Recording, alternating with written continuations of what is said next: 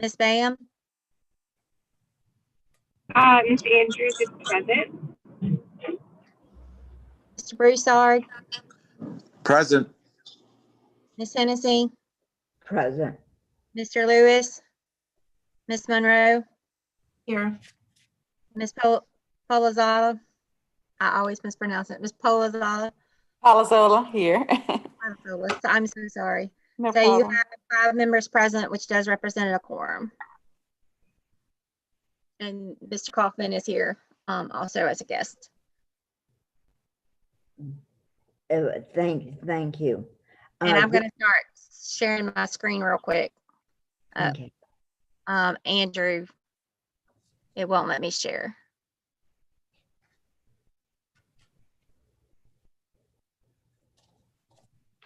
You should be co-host now.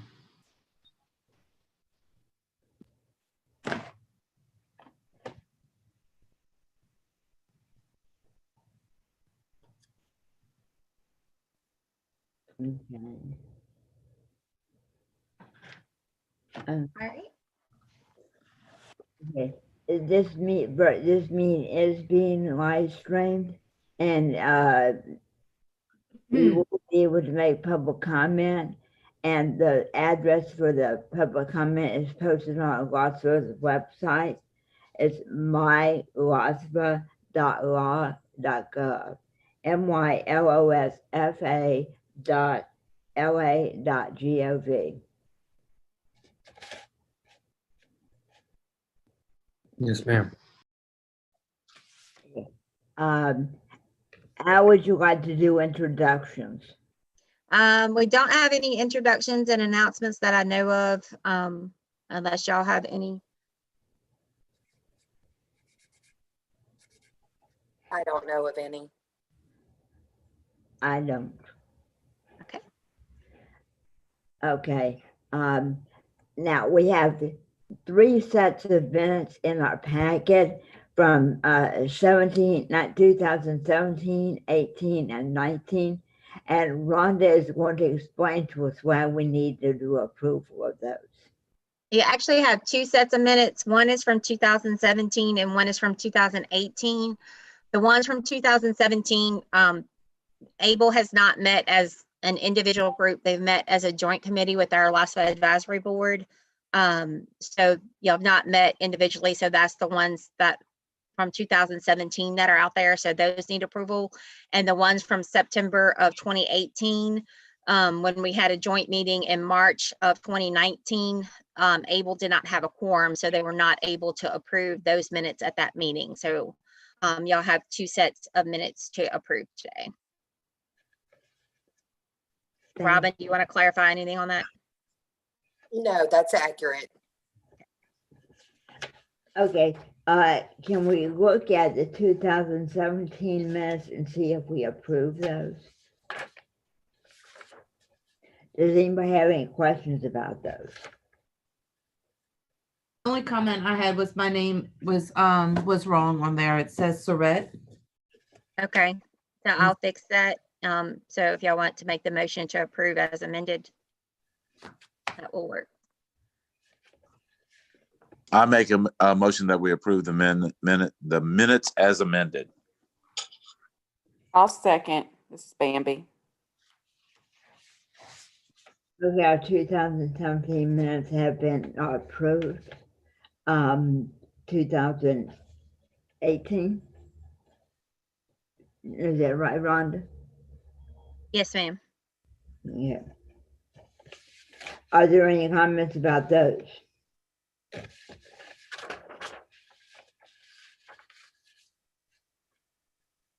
No, any discussion? Do I have a motion to approve the minutes? I make a motion to approve the minutes. Second.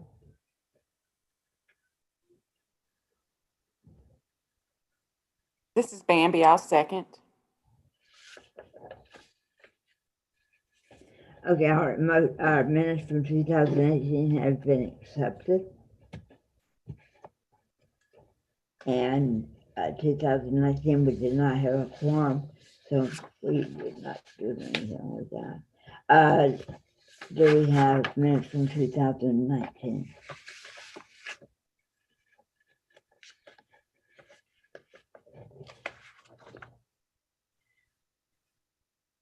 Is that all we should have, Rhonda? Yes, ma'am, that's all, that concludes all the minutes. Okay, is there any public comment? And also, well, I'll say that we do have someone monitoring public comment online. Yes, ma'am. Andrew, is there any public comment? No. No Not this. pub- Okay, can we have program updates? And Miss Underwood is going to do y'all's able update. Good morning. Carol Fulco has since retired and I've taken over her position. I'm Terry Underwood. Good morning.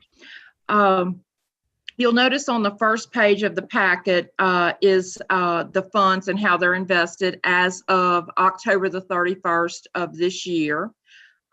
Basically, you'll notice heavy investment in the federal money market fund as well as the LS Moderate Growth Fund. And then they're scattered out in less percentages across the other funds. To the next page, you'll notice this has been our activity for 2020 up through October. Basically, steady on deposits and steady on disbursements. The accounts are doing what they're designed to do in helping the disabled community. You'll notice that in October of this year, we had one non-qualified refund, and basically that was a rollover to another plan. We had a participant which moved to another state. So we haven't had any this year. Everything has been used for the purpose intended. Currently, we have 319 active ABLE accounts with an invested balance of $1,613,009.81.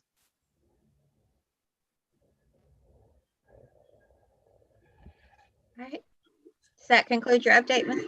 Terry? It does. Thank you. All right. Do y'all have any questions?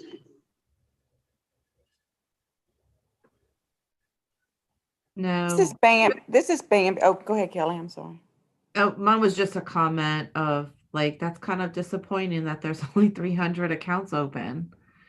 We probably just, maybe we need to get something to like promote it, and I wouldn't mind promoting it on the ARCS page and sending it out to families, because I think still, even though we've had this since 2014, people still just don't know about it. And so I'm going to try to get the word out, because this is really such a good program. I just don't understand why people aren't, jumping to do it. So just a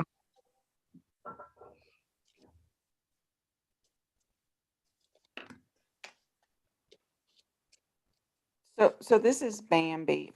Hi, Terry. Good to see you. Hi. I was actually gonna say kind of something the opposite of what Kelly was gonna say, because I agree with what Kelly's saying, but it does seem like we have increased the number of accounts from my recollection from previous years. Is that in the numbers? I was looking through our packet and not sure if I overlooked, but it seems like there's an increase in the dollar amount at least. Oh, absolutely, as well as accounts. We have a whole lot of what I would say like the evergreens and the agencies who have these folks as clients. They are opening up accounts for them because, quite honestly, they're getting overfunded in their accounts that they have on for them, their checking accounts and so forth. They're getting overfunded in those. So we're seeing a big influx of those, trying to help those people where they buy down some of those funds, because, of course, they don't want them to get too much. So absolutely, would more advertising or getting the word out help? absolutely. I still have people every day that call me and say, we didn't know about the program. However, we are getting, like I said, a lot of the representatives, Kelly, like yourself, Bambi, people who are putting the word out, and they're calling us for additional information. So Yeah. absolutely, I think getting the word out could only help. Yeah, and I didn't mean anything about, that it wasn't increasing, but just I was so hoping that, I mean, like since 2014, I mean, it's a long time that we would have more people, and we get calls all the time too, of people asking questions like, we didn't even know this was available. And so the ARC hasn't been doing a good job about advertising for it. So I don't, hopefully I hope you didn't think I was, saying that you guys weren't doing anything to bring. No, absolutely not. I understand those numbers look small in comparison to the number of disabled individuals in the state. Absolutely. Yeah. But I looked over the new changes, and I know we're getting ready to talk about that soon, but I think that we're going to have a whole lot more once those changes kick in. So I agree, Kelly. It's going to be less restrictive, in other words, of who can be the administrator and things of that nature. So I only see the numbers increasing at this point. Me too. That's good. Hi, everybody. My name's Marilee. I am with the Developmental Disabilities Council. This is actually my first meeting. So thank you guys for having me, but that's something really easy that I can do on our social media is promote the ABLE accounts if you guys think that that's a good idea or the committee would like it.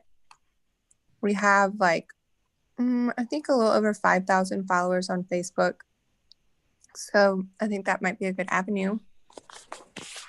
Absolutely. Yeah, I will ask the treasurer to promote it on Facebook also. Yeah, if we all do, I think it'd be great. Yeah. Okay, great.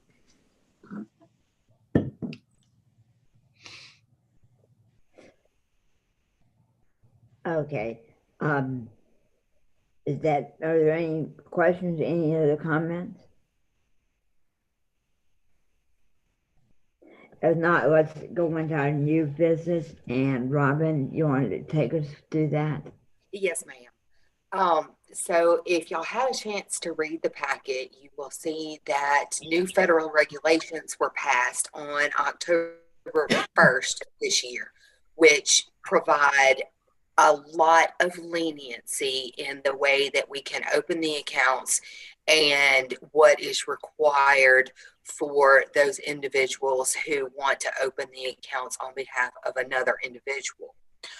So we have incorporated the vast majority of those changes into our rules because the state law that was passed does allow us to make changes that are in compliance with federal law and federal regulations. So the first thing that we did is we incorporated the hierarchy that was provided for in the federal regulations for those who can open an account. And the way that works is they have a list of individuals who could be authorized to open an account. And the list starts with somebody selected by the eligible individual or, an agent on their behalf. And then it goes to a custodian or a parent, the spouse, a sibling, a grandparent, a representative payee appointed by SSA. We had not previously been allowing a representative payee in a lot of cases because we couldn't get the documentation that we had been requiring. With these rules, we are eliminating that requirement for documentation. We are going to require a certification that you are eligible to open an account on behalf of the eligible individual. And there is nobody else within that hierarchy higher than you who is willing and able to do so. So, for example, let's say that someone is a parent, obviously, is going to have the authority for their minor child to open an account. That is an obvious one. But for a representative payee, they would only be eligible if nobody else in that hierarchy is available and to open the account. I'm going to require documentation any longer once these rules are effective. We won't require power of attorney or any of that documentation any longer. They are just going to have to certify that they are within that hierarchy and nobody else above them in the hierarchy is eligible, is willing to open the account. We are also going to begin to require an annual certification that the eligible individual for whom the account was opened remains eligible.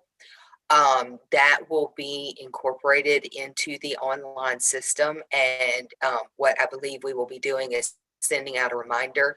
You must recertify by such and such date on an annual basis.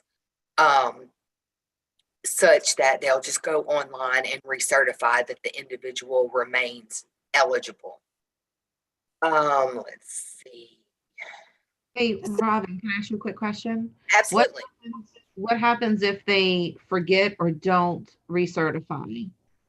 That person, the account will be dormant at that point, which means that they won't be allowed to make any deposits and they won't be allowed to take out any funding until that's a qualified disbursement until such time as they are determined eligible again. And they will have to send documentation to that effect. So will it kind of like give them a, like if they go to try to make a withdrawal, would it send them a message saying you need to recertify first? Like, is it going to kind of prompt them to go recertify, or will they have to like call you guys and figure out what's going on? I think that we could do that. I think Alice Brown is on the line, our IT director, and we could incorporate that into the programming for That's this, awesome. such that they would get notification, hey, you need to recertify, you didn't certify by the deadline. Yep, that would be great. Yeah. And this is Bambi. Can I ask yes, a ma'am. question? What is the what is required for certification? Can you remind me of that? Like, what constitutes for it to be that you're certified as a person with a disability? Yeah. All they need to do is certify that that person is an eligible individual under the act, meaning that, you know, they continue to be disabled.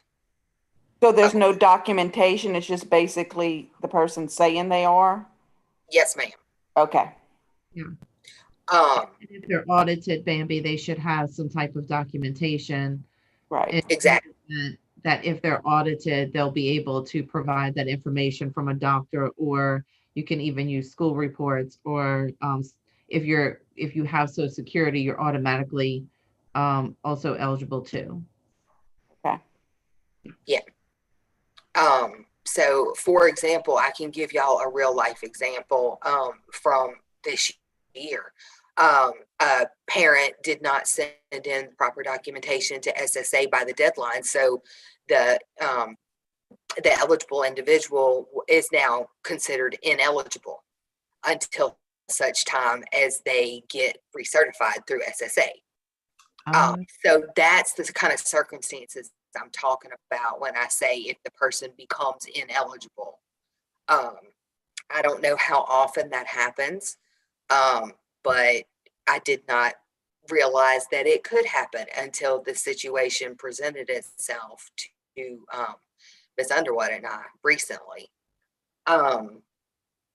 So prior to these rules being published, we would require that the account be closed in the event the eligible individual was no longer eligible.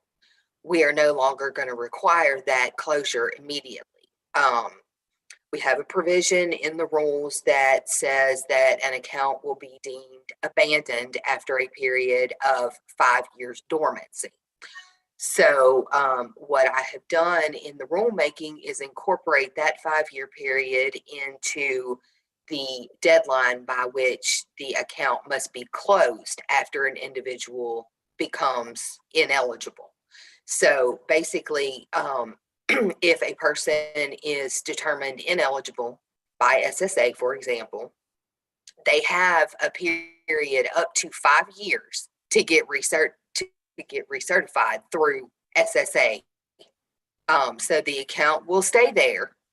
It will continue to grow interest and stay in the account, but they cannot take out any of the funding because unless they're going to understand that it is an unqualified disbursement, which means that there will be tax penalties for taking it out under those circumstances. And all of that was in the federal regulations. It didn't provide an end date for how long the account could remain open. So I just took the abandoned account time period. I thought that that would be a good date to go with. So let's see. I also made several technical changes within the rules. It was mainly references to the college savings program that were inadvertently put into the ABLE rulemaking. And when going through the rules to draft these, I noted these changes. So there are a few deletions to references to ESA, etc. Robin, I think Mr. Kaufman has a question. He raised his hand. Okay, Mr. Kaufman? I'm sorry, I have trouble unmuting. For example, if a representative payee is found not to be worthy of that position and they've been disqualified, would the new payee have to be representative payee? Would they have to apply, or would they automatically slide into that role as over the ABLE account?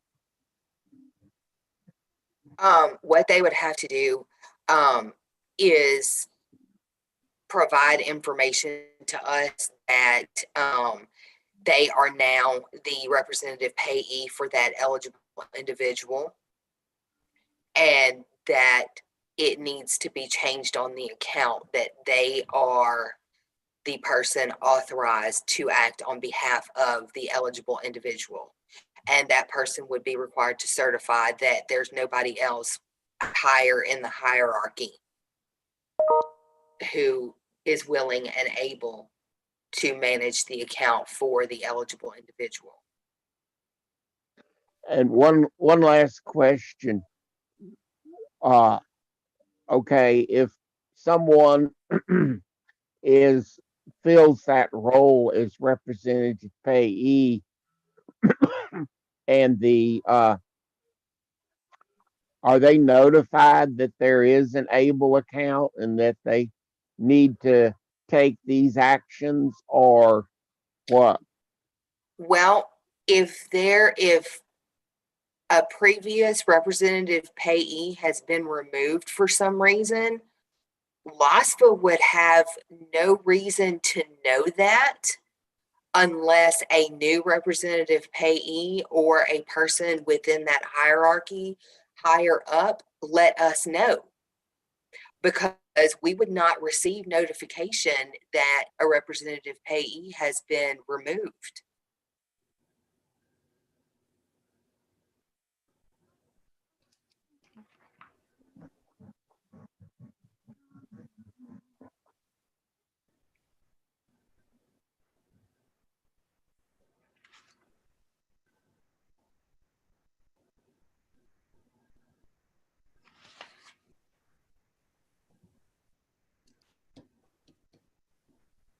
Steve, did that answer your question?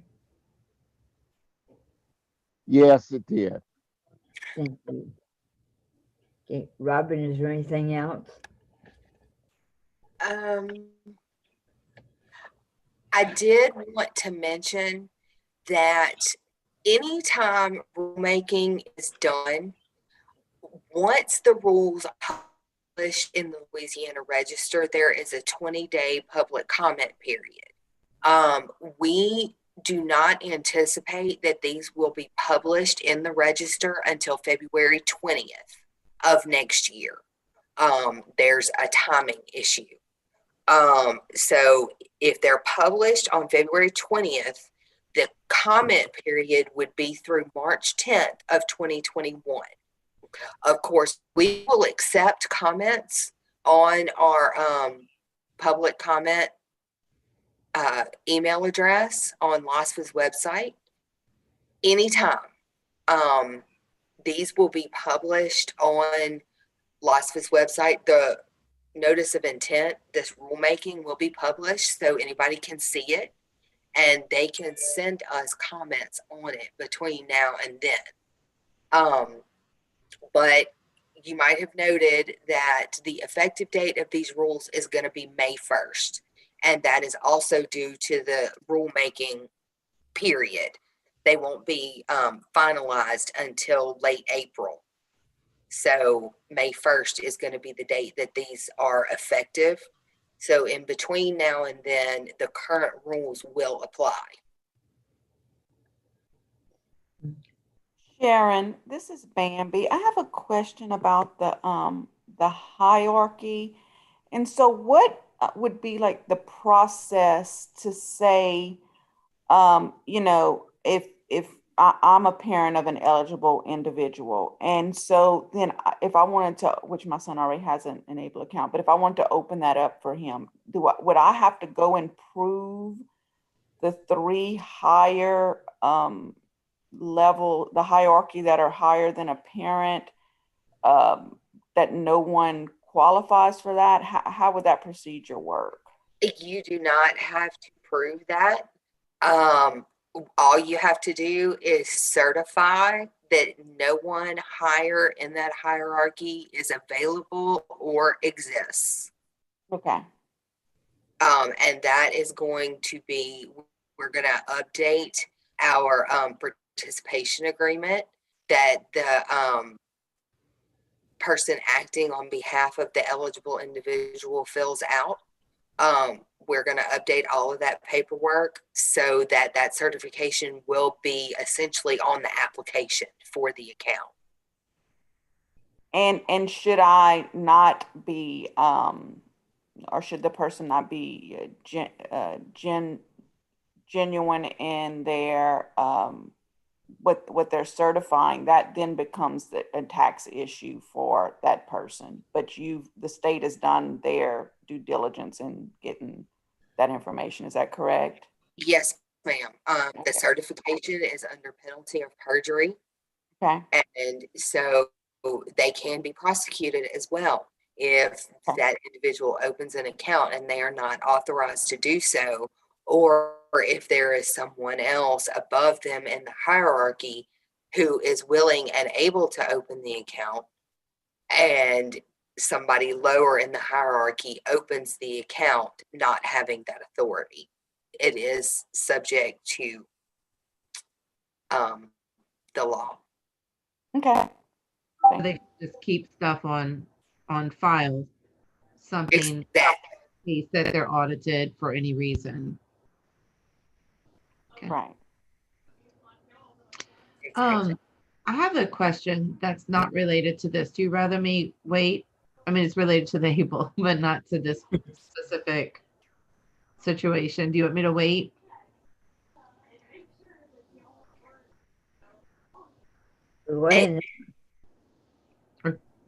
Okay. So, well, I'll go ahead and ask. A lot of people are asking about some of the things that the other states have. And we're asking if if we thought that maybe we would have them. One of the biggest things that people have been asking about is debit cards. Do you think that that will ever be an option for the Able? I know the Able is intended to be a savings account.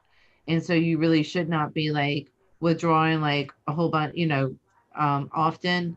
But do you think that that would be something, or is it something that costs too much And I know the state never, like the state didn't give us any money to run these. So, but just curious, have you guys experienced anyone asking that? Do you think that that's a possibility or?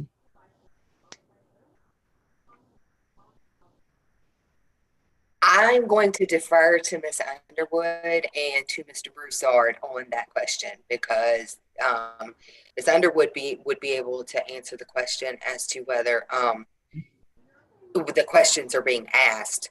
And I think Mr. Broussard might be able to address that from the treasurer's standpoint. Okay.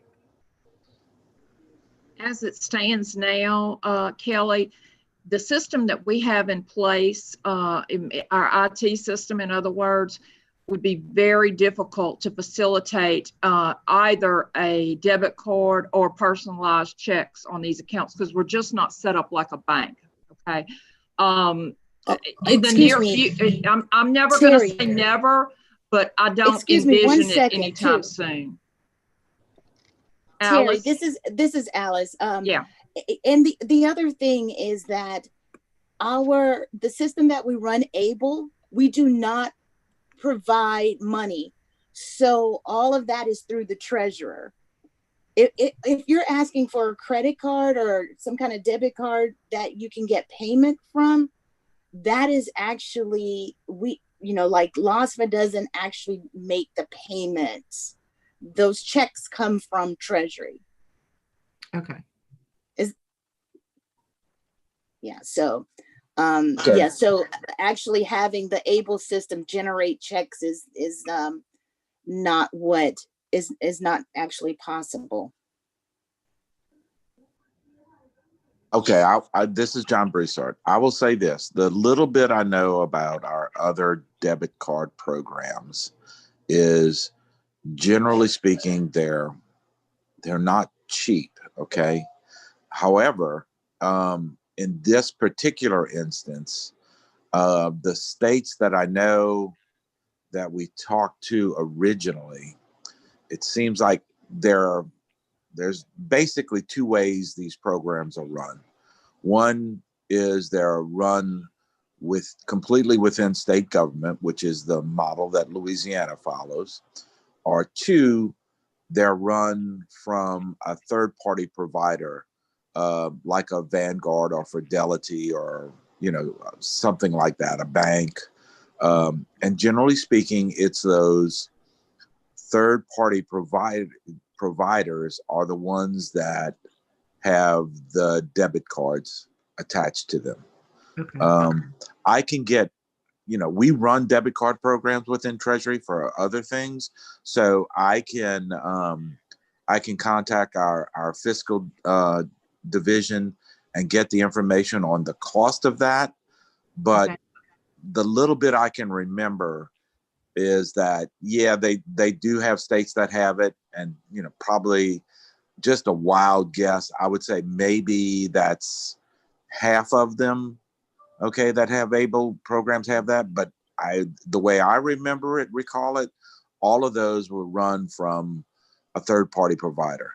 In other words, they didn't run it through LOSFA. They ran it through Vanguard or through Fidelity or whoever it was. It was not, it was something that, a piece of business that they put out for bid, okay, and somebody won the bid, and that was part of the bidding process, was to provide debit cards. So I believe that's accurate, as best as I can recall from something that we researched 6 years ago. Okay. But I will follow up with information on what a debit card program costs within Treasury. Okay. Thank you. Okay. Thank you. Kelly, the other thing you just need to keep in mind is we don't want to do anything for which we are going to have to charge the account owners a fee. As you said, we do not receive any funding to run the program, and we don't want to have to start charging the customers to have these accounts open. We do a lot of training across the state to families and providers, and that question always comes up and I never really quite know how to answer it. And so I just asked it just to see, like, is there a possibility ever? Do we not see that possibility? And if not, that's okay too. I just want to be able to fully, know what I'm talking about when the question does come up. This is Bambi. I have a question, just another question regarding like just practical application in regards to Kelly's question. Is this what you're talking about similar to the way like a health savings account works? Is that what you're saying? You take the money out of your check or whatever, so you have this account and then you use your debit card to pay for those qualified expenses. Is that a similar type scenario? Mm-hmm. Yeah, that's Okay. what some of the states have, where you would use that card to pay for some things like a health savings account. Okay. Yeah. This is Sharon. I want to ask you, do we have anyone taking advantage of the ability to do the excess contributions related to work? What was it? An additional 12,400. Yeah, you can contribute the amount, basically the amount you work up to the amount of the poverty level, in addition to the 15,000. I'll answer that. Not at this time. The accounts that we have currently, they still are at the 15,000 per year, and we haven't had any inquiry as to increase that. So not at this time. So how would they go about requesting that, Terry? Like if there's somebody who works and they want to put the additional, I don't know, an additional $5,000 to $10,000. I think we get 12,000 or something like that. Yeah. Like if they want to put the additional, do they just put a request in? Is there like right. Well, as it stands currently, our system is designed such for the 15,000. So they would get in touch with our office, and then we would have to make adjustments based on their request. Okay. All right. Thank you. Let me.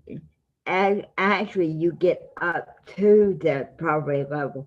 Your total amount of extra contribution is limited to the amount you get for work. So if you only made 8,000 for the whole year, you would only be able to apply at an extra 8,000.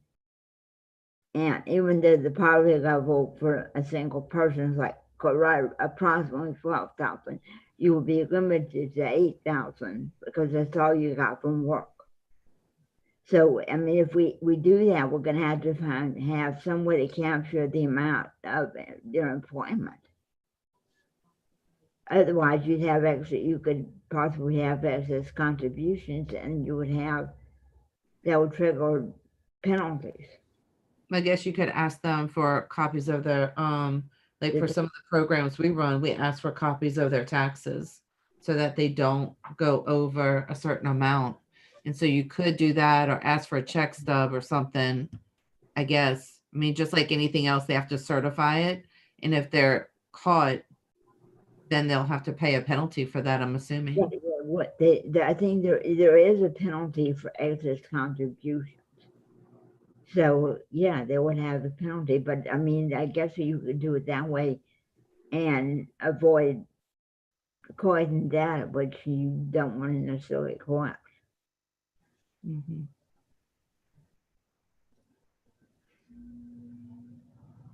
Thank you. Is there anything else? Any other discussion or questions?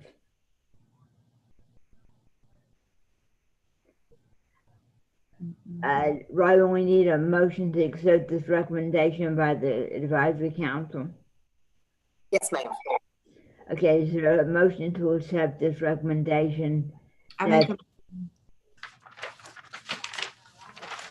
Yes.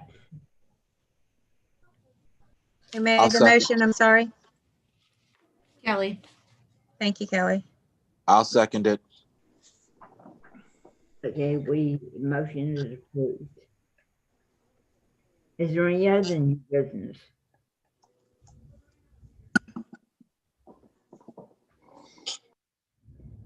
public comment? Andrew, have we received any public comment?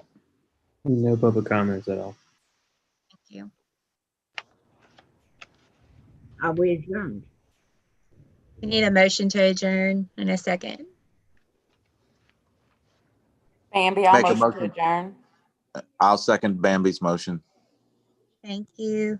Thank y'all all for joining us this morning. Thank Thank you. you. Y'all have a Appreciate great day and Thanks, happy everybody. holidays. Have a good day. Happy holidays. Thank you.